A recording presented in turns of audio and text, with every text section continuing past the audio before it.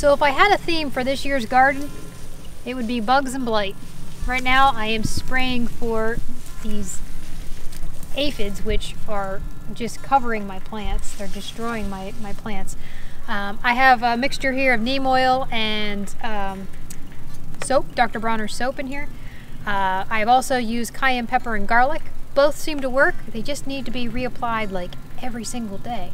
And in particular when it's raining, and I don't know if you can hear the thunder in the background, but we've had a very, very rainy spring, which contributes to having to reapply the sprays all the time. It contributes to a lot of the early blight issues that I'm seeing. And yeah, and then also with the heat and humidity being as hot as it was this spring in North Carolina, we just have an explosion of bugs. I am literally pulling off 3 and 4 slugs from every single plant, and I had to just take entire broccoli plants and just give them to the chickens because they were so covered in broccoli worms and my cabbage covered in cabbage worms that there was no way to recover those plants. So yeah, it's been a struggle so far, but we're getting there. These are my tomato plants, and this one's really sad, but I am getting some Romas on here. We have a mixture of both indeterminate and determinate plants. And I also have some nasturtiums and some other pollinators mixed in here with some of the tomatoes. And I'll take you around and show you the rest. So from here down is my first batch of beans. From this pole over are regular green beans. And then from this pole to this pole we have dragon tongue beans, which are really cool. If you guys haven't seen these before, I'll pick one here. Really cool purple beans, and they have a really good flavor to them. We grew these last year and they did really well, so we thought we'd do them again this year. And then up here further up, I have my second batch of beans that we started, I think like 2 or 3 weeks later. And again, I have bush beans and I have dragon beans. And then planted in here, we have some sugar pumpkin and we have a butternut squash. So I don't think they're gonna cross-pollinate, but if they do, we'll have some mystery fruit. But that's what we have planted in here. Along this row, I have some onions that I started way too late. Maybe we'll harvest them in December. I don't know, we'll see if they grow. I have mystery pepper plant that I didn't know what to do with and I just kind of stuck there. I have a couple summer squash in here, and then I have some cantaloupe that I'm trying out this year. Supposedly this is a variety that'll do well in North Carolina. Up in this corner I have 6 eggplants, 3 Japanese, 3 regular. These were just plants that I got left over at a garden center. They were half off, and I figured I'd just pop them in here and just see what happens. If you guys watch Rose over at Wholesome Roots, she was planting some ginger, and I thought, what the heck, I'll just throw some in the ground and see what happens. I did throw some ginger in the ground here. I don't know if it'll grow here, but in this area we have a couple ginger root planted. On the trellis here, on both sides, I have cucumbers that I'm hoping to train to go up and over.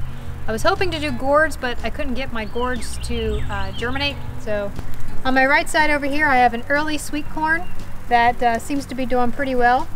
And then on my left side, I have a later sweet corn. So hopefully these guys produce some sort of corn for me this year.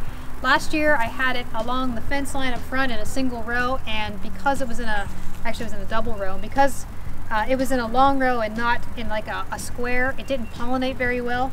We got a couple years of corn, but I mean, not very many. So I'm hoping by doing it in a rectangular area like this that we'll be able to get more corn out of it. Over here in this corner I have my garlic. Now my mistake was that I should have cut these garlic scapes off early. Apparently cutting the scapes off helps the bulbs get a lot thicker, bulb up a lot bigger, and I didn't do that. It looks like these guys are almost ready to be picked. I can probably pull one. Probably nothing to it. I guess we got a little bit of garlic there.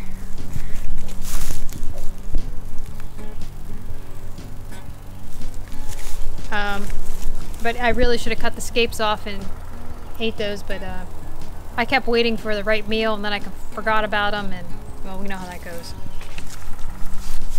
Planted in here along with the garlic scapes are some butternut squash. I figured once the garlic grew and I was able to pick it, that these guys would be able to have enough room to spread out, so we'll see how that one goes. Along this row, some of you guys who watched our January, February planting, you know that I did some cruciferous vegetables. I had some broccoli, some cauliflower, some cabbage. I covered it with row covers and it did not do very well. Because there already is limited light here with all the trees, with the row cover on top of that, they didn't take off too well. So I took the row cover off, and what I ended up with was a whole bunch of broccoli worms and cabbage worms. And even though I'm picking them off, they have just completely decimated my plant. You can see how, you can see them right here, just eating my plant. And I come out and I pick them off, throw them in some soapy water, but it doesn't matter. There's just way too many of them. I can't keep on top. So my plants are basically decimated. I was able to harvest a little tiny broccoli head. I was so excited. The kids and I cleaned it up really well and ate it. But I'm thinking that these probably would be better off if we just pulled them all out, fed them to the chickens, and planted something else in here. Just because it seems like I can't keep the worms off of them. I'd like to know your guys' thoughts on that. Should I pull them up and replace them with something else, or should I let them go and just see what happens and keep trying to pick these worms off? On this side over here, I have, again, marigolds planted in between peppers, though. I'm getting a lot of leaf curl on these peppers. I'm not quite sure why. There doesn't appear to be any bugs on them, on these particular pepper plants. So I'm not quite sure what's going on with these guys. This might be blight, I'm not sure what's going on there. But these are all my pepper plants all along here. So all along this row I have a bunch of cucumbers. This is the second batch that I planted. The first batch got a bunch of powdery mildew on it. I have been applying copper fungicide to these plants in the hopes that it prevents the powdery mildew. We'll see how that goes. And then on either side I have some Tokyo onions. Down here is my asparagus. And if you look in here, I am still having issues with voles. I've put up the pinwheels, I've put juicy fruit gum in the holes, I've tried the mouse traps. I can't seem to get anything to work here. So I'm really not quite sure what to do about these voles. Just let them have what they want to eat, I guess, because I don't know what else to do about them. I wanted to show you this here. So this is an onion from last year, and this is something new that I'm experimenting with. I want to try and see if I can seed save onions, and this would be my first year doing this. So I have one onion plant here, and then there's a couple more down at the end that just trying to see if I can get into seed saving, in particular for something that takes a year where you get the seeds. So something like onions and beets and that kind of thing. So we'll see how that goes. Right along here I have all of my sweet potato plants that are growing. Up here, a couple potato plants that I've mounded up with hay, and the hay keeps packing down, so I think I need to get some more hay and put it on top. But anytime it rains, it pushes all the hay down. There's actually a lot of hay in there right now. 2 blueberry bushes. They're actually doing quite well. I didn't think I was going to get any blueberries this year, and they are a lot, we have a lot less than we had in previous years, but they're actually like huge. They're like the size of a small grape, and they're really good. I've been picking these every morning in the hopes that I beat the birds, and then I put them in a freezer bag and freeze them, and then when I have enough, I'll can them into some sort of jam or something like that. But I'm not getting very many. I only have 2 bushes, but that's my way of at least having something from these trees, so that seems to be working. Let me take you up front and I'll show you my experimental edible landscaping. So a lot's been going on in this area that I need to update you on. For those of you that are not on Instagram, then you don't know that my daughter for Mother's Day My daughter for Mother's Day put in this pathway, these stepping stones for me, and she created this beautiful pathway for me through this area. This is like one of the greatest gifts. Both my kids are really talented when it comes to doing things. One's more on the crafty, creative side and drawing things and making things, and the other one's more into, she's creative as well, but she's also into like doing a lot of work and showing it that way. And so this was her gift to me, and it was really cool. So in here I planted some perennial flowers for pollinators. Over here I have, you can see I have a bunch of tomato plants planted in here. This one in particular I'm really excited about. This little guy is a Hawaiian currant tomato, and supposedly this tastes absolutely delicious. So I'm looking forward to trying some of these. Looks like it's going to be ready here real soon. Got some basil planted in here, and I hope to have more herbs planted soon. In the back here I have some Mollies ground cherries. If you guys haven't had Mollies ground cherries before, it is like, it's amazing. It tastes like pineapple. Let's see if I can get one. So they fall off when they're ripe, and they look like these little lanterns, like a tomatillo. And you pull the paper off, and there's your berry. They are so sweet, and they taste just like pineapple. They're really good. In the middle here is, some of you guys remember from my earlier video that I had some seeds that spilled out of my packet, and I just kind of dumped everything in here to see what would happen, and I've been getting a lot of beets. So most of those seeds were beet seeds. I didn't get any lettuce in here, which is fine because lettuce does have a hard time growing with the heat and humidity down here in North Carolina, so I really didn't expect that to grow outdoors. But I've been getting a lot of beets, so that's really cool. I've been eating the beet leaves and eating the beets. Down here is my one remaining artichoke plant out of 5.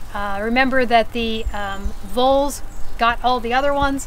This is the only one that remains, and it looks like it is currently covered in ants. So I'm going to sprinkle some diatomaceous earth on here. It's about to rain, so I'm sure I'll have to reapply it tomorrow or the next day. But I'm trying to keep this guy alive because it's my only artichoke plant that I have left. In the back here is my elderberry. It's doing pretty well. It's starting to get some weird yellow spots on the leaves. I'm not sure if that's blight or not. Well, it looks like it's something because the leaves are falling off. It looks like something's munching on it as well a little bit. I don't know, guys. Just trying to figure all this stuff out. Down here is a pineapple basil, and then I have some watermelons that I planted. So you guys remember that I had peas growing in here. This was one of the this was an experiment. I tried gray peas in here, and they did really well. They started to get some sort of wilt. I think it's, I don't know how to pronounce it, verticillium wilt or something, where it starts to turn yellow up. I started to get some wilt in here, but I was able to harvest quite a bit of peas off of here before the whole plant died. I cut everything out of here. I left the roots in to hopefully be a nitrogen fixer. And then I planted watermelon. So there are 5 watermelon plants over here. All are doing well except for this little guy who, I don't know what happened to him. Maybe he got eaten. But the other ones seem to be doing pretty well. And then I have another one over here that's doing excellent. Over here is a mission fig tree that I planted. It seems to be doing all right. It's growing. And then behind me are 2, it's starting to rain, I got thunder rolling in. And over here behind me are 2 perennial flower plants that I got on clearance at Lowe's. So figured we'd see how those guys do. Let me take you around back and I'll show you what we got going on back there. So this whole area back here is new to being planted. I had a couple pots back here that I kept a few plants in, but this is the first time I'm actually planting in the landscaping.